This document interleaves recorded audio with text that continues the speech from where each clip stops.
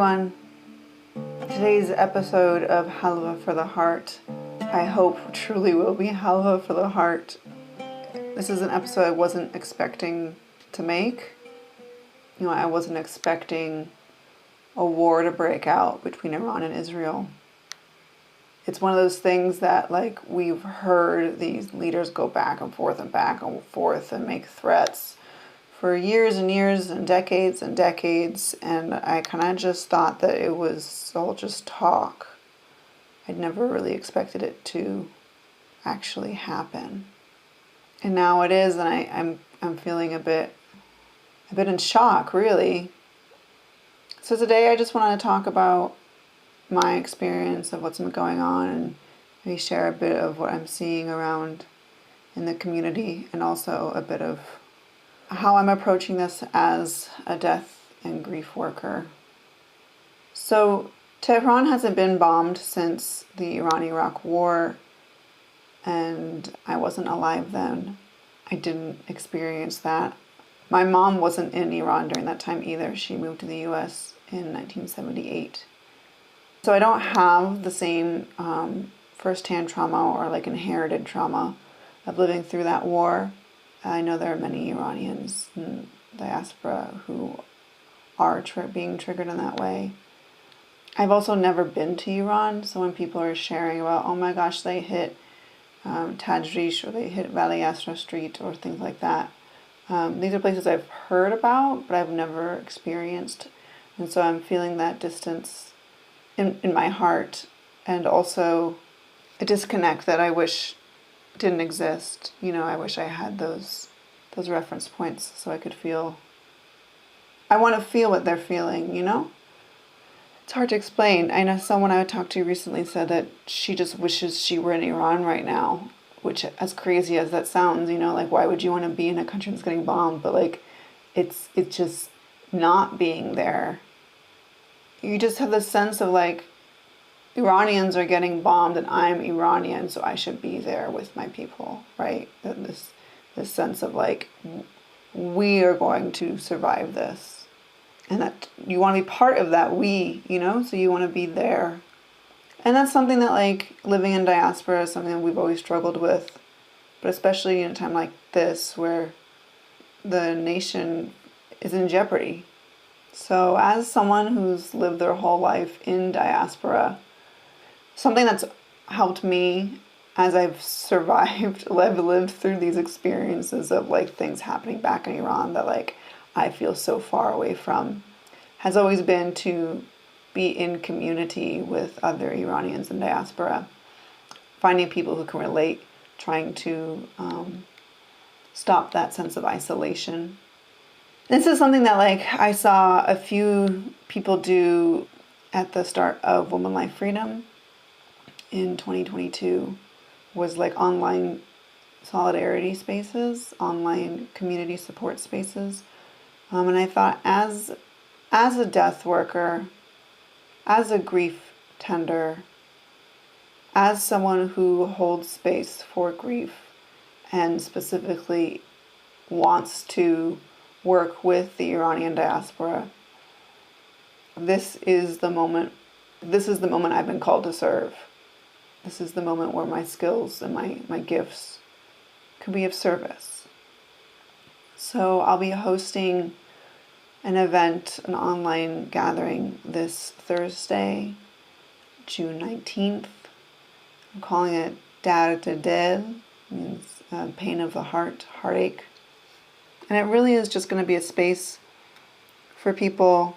It's going to be a space for Iranians in diaspora to gather and just not feel so alone. Just scrolling and panicking, worried and anxious, to have people to talk about it with who understand. Because one thing I've noticed in the last several days is no one who's not Iranian has checked in on me. No one has asked me how are things doing. I went to Pride on Saturday and everyone was Happy Pride. And I just stared at them and I was yep. They don't understand how much it took for me to even show up. And really the only reason I did show up to Pride was because there was a Palestine protest just before it, and it was nearby, and they were protesting in front of the Israeli embassy. And I was like, I'm not quite at the rage stage yet, but if I want to feel like I'm doing something, perhaps protesting the Israeli government would feel like something. And what actually helped me quite a bit, I didn't even expect it to help really, was I was trying to make a sign for the protest. The act of coming up with a slogan and then like crafting a sign and drawing it and writing it and cutting things out and things like that. Like it's interesting because I know that, like, I know logically working with your hands could help process emotions, but like in that moment I had to like force myself. I was like, come on Misha, like come on, we're gonna make a sign, let's do this. And then at the end of it I was like, wow, I feel so much better. It felt so nice to just like, I just like angrily started writing out slogan after slogan, trying to figure out like what the best slogan to come up with, and just like writing every angry thing that I wish I could say to these people or to the people around me. Not even angry, just like, it was really helpful. And I wrote it really big and I like let it out. Yeah, it felt really nice to actually like take some permanent marker to it and draw it out. And the slogan I came up with was, is it possible to hate Netanyahu, Trump, and Khamenei? This queer does. Because I wanted to make it clear that, well, a few reasons why. Well, I was worried that any sign that was like Iran-Palestine solidarity that wasn't clearly anti-Islamic Republic could be construed as pro-regime, right? And I was particularly concerned about that because I've seen at the protests, there's a reporter who comes sometimes to take video of these protests, and he is a Press TV reporter. And Press TV is an Iranian regime-controlled state media propaganda machine.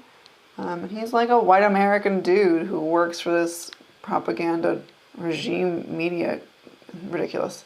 Anyway, so I've seen him there a few times, and I didn't want to like end up on regime state propaganda.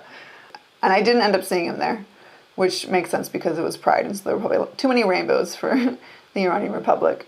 But still, I was concerned that like people would construe my support as support for the regime, because I know in Palestine, pro-Palestine spaces, there's a risk of that. There's a risk of people like supporting, like because Iran's the only government that will or has stood up to Israel, that people who are pro-Palestine then become pro-Islamic Republic. And that's not a good space to be in. It's not a good space to be in when I see people defending the Islamic Republic and not acknowledging that like the crimes they commit. It feels like it's this weird space because yes, on one hand, Palestinian lives are not valued, right? And then when there are people who do value them, there are like activists who support a free Palestine, for them to also support the Islamic Republic, it's like, why are you able to see Palestinian lives as valuable but not Iranian lives? Like what? Do you not know how many of their own people the Islamic Republic has killed? Do their lives not matter? What? It doesn't make sense. And it's never Palestinians themselves who say these things. It's usually white people who say things like that. Anyway, so yeah, I was concerned. I felt uneasy going to the protest. I was worried there would be pro-regime posters or flags, which I have seen in the past. I was worried there would be a Press TV reporter.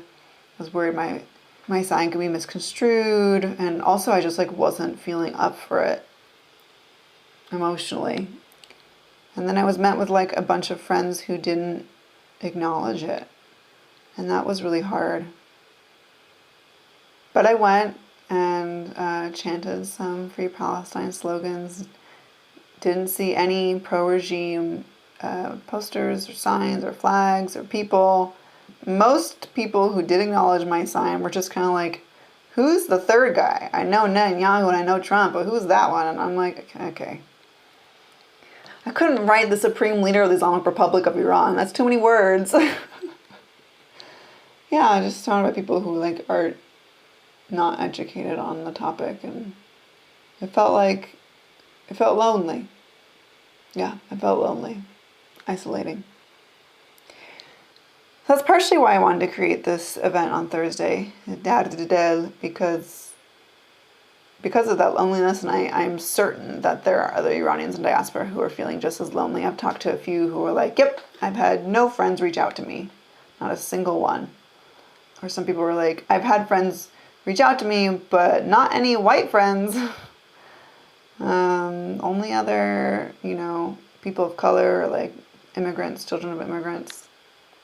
Yeah, it's been pretty surreal these last few days.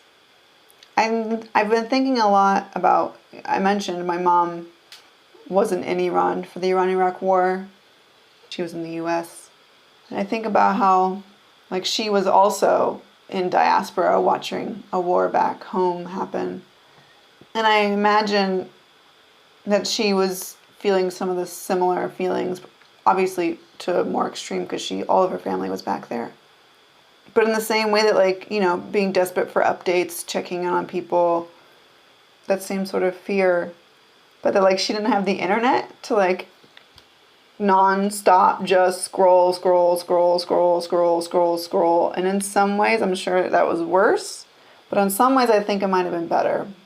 Because you can get sucked into just, like, scrolling for days in that, like, fear loop. Desperate for more information. And I remember feeling similarly at the start of Women Life Freedom, and knowing that, like, I had to take care of myself, that I had to be doing things that were, like, healthy for me, and just not being able to, like, physically get myself to do it. I feel like this time I'm a bit more aware.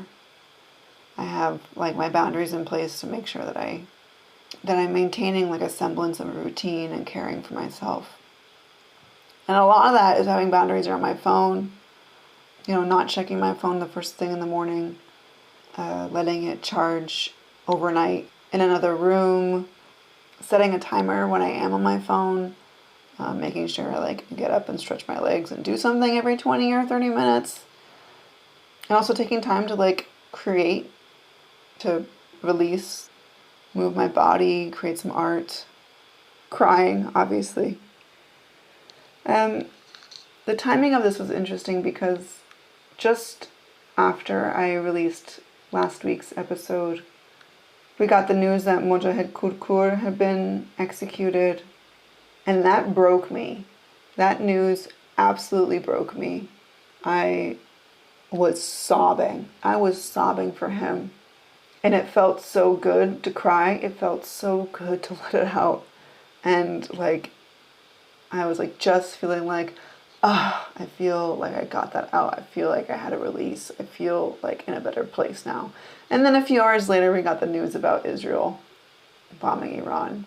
And strangely, because I had just sobbed for Iran and for the people who were unjustly killed, I feel like I was in a place where I could handle it a bit more. I don't know how to explain it. Because I'd been working so closely with my grief and in touch with my grief around people in Iran who had been unjustly killed, that when I got the news about the bombings, I felt like I could handle it a bit better.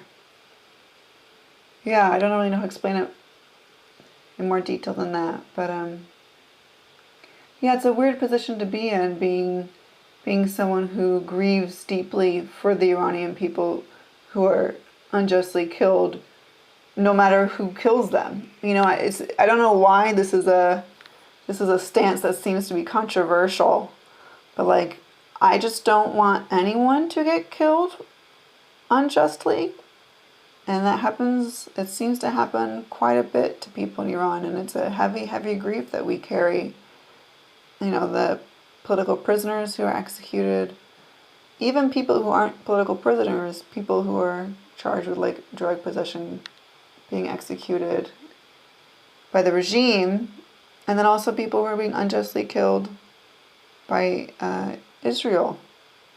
Both are wrong. And I don't know why it's controversial to say something like that. It shouldn't be, you know? Both the Islamic Republic and the Israeli government, they have so many similarities, and I just can't believe people don't see it. There's just such similar tactics and strategies of oppression. Anyway, I don't want to get too into politics, but yeah. So I think sobbing for Mojahed Kurkur and all the people who have been executed in Iran this year, doing that the day before the bombing started actually prepared me to be able to emotionally handle the bombings. Like it made space. It was releasing that grief to make space for the sorrow and the fear and the worry of what I guess is now a war. And so I'm not feeling like okay right now. I'm certainly not. I feel strained. I feel worried. I feel activated, uneasy, scared. And I think because I'm feeling so activated, like anxious, I don't think I've given myself the space to grieve like the deaths. We're hearing now that 400 people have been killed by the strikes from Israel. And I suspect the death toll will continue to rise. I think I'm still too much in the fear stage to really feel sorrow or to feel anger. And that's okay. I think just acknowledging that is a good thing. Recognizing that like my nervous system is all over the place at this moment. And yet also kind of in a strange way feel... Okay, the word I'm looking for is I feel like I'm dissociating. It feels dissociating. So, yeah. That's where I'm at. I feel like I'm just dissociating. And that kind of makes the loneliness feel even bigger. So how are you doing? I wonder if anything I've said has resonated with you and you've been like, yeah, me too. I invite you to join our Dad to Del space on Thursday if you're able, 5:30 p.m. Pacific. Send me a message on Instagram or email me. I am at hafiz.death.care on Instagram or misha@hafizdeathcare.com. And you're also welcome to send me a voice note. Yeah, feel free to just share how your heart's doing. There's a link to send me a voice note in the description below. I would love to hear from you. I think when I kind of take a step back and look at what my death work is, I think that in this moment, you know, because we talk a lot, I've thought a lot about how my work as a death doula and grief tender in this moment is, in terms of like in the Western context, is like to help people transition through this collapse of colonialism and capitalism and the systems that have oppressed us for centuries. And it's a different exercise to think about what my death work is in service to in the Iranian context, you know? From a bigger picture, what is my death work in service to? How can I, as a death worker, be in service? to my Iranian community.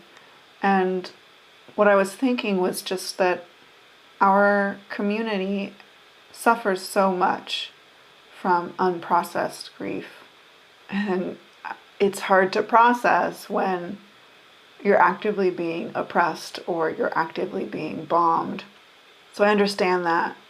And also, I don't see how we are going to build a better future if we don't first acknowledge our sorrows. And that's what I think my role is as a death worker and grief tender in the Iranian community, is to initiate and facilitate those conversations to help our community find healing. Because if you're an Iranian in diaspora, you certainly know that we are divisive. We are paranoid of each other. We're accusatory. There are so many factions and stereotypes and people calling for unity who don't actually care about the issues of marginalized folks. And so how do we hold the pain and the grief and the sorrow of all Iranians without silencing anyone? It's one thing to fight against this regime or unite and fight against Israel, but it's another to actually come together and build a just society, something that Iranians have been trying to build for over a century. And like every attempt has failed even greater than the previous attempt. And there's a lot of grief around that. There's a lot of grief, and it's not really spoken about. So that's kind of where I saw my death work in the Iranian context before this.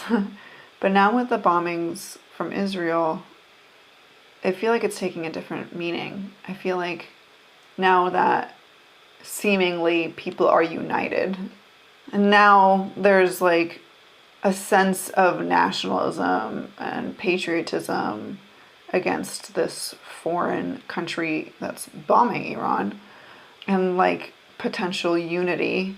How do we as a community hold the complexity around uniting to defeat Israel without in turn strengthening the regime? And how can a death worker assist with that? Like, what is my role in that? I think about how at the end of life, as someone is dying, the role of the death doula is to slow things down. The role of the death doula is to remind people of the sacredness of the moment. And I think that can be applied here. Even in the midst of the fear and the chaos that we're witnessing, and the dysregulation in our bodies, and the dissociation in our bodies, in our nervous systems, I think the role of the death worker is to help people, myself included, pause, breathe, slow down, and remember the sacredness of this moment. Remember that each life is sacred, that our relationships to each other are sacred, our collective identity as Iranians is sacred, and to facilitate a sense of togetherness through this so people aren't suffering alone. I think that's my role. And that's what I hope to do on Thursday in our Dad to Dead Zoom call. I'll link information about the event below. And yeah, join us if you're looking for community. All types of Iranians are welcome. Whether if you're queer, if you're multiracial, if you don't speak Farsi, if you've never been to Iran, if you don't feel Iranian enough, I'm here to affirm that you are enough. You are Iranian. You are welcome. I say that to myself. But I also want to say that this space is explicitly for people who are anti-Zionist and anti-Islamic Republic. people who are fighting for a free Palestine and a free Iran. That's very important to me to name that. This is not a space for people who are warmongers, who want to cheer the Islamic Republic on. This space is for those of us who are for the oppressed and not for those dictators in power. So yeah, that's what I have for you today. Just breathing through it, trying to remind myself to go slowly and to feel the moment and to move into it from a sense of safety and care. And I wish you the same. That's it for today.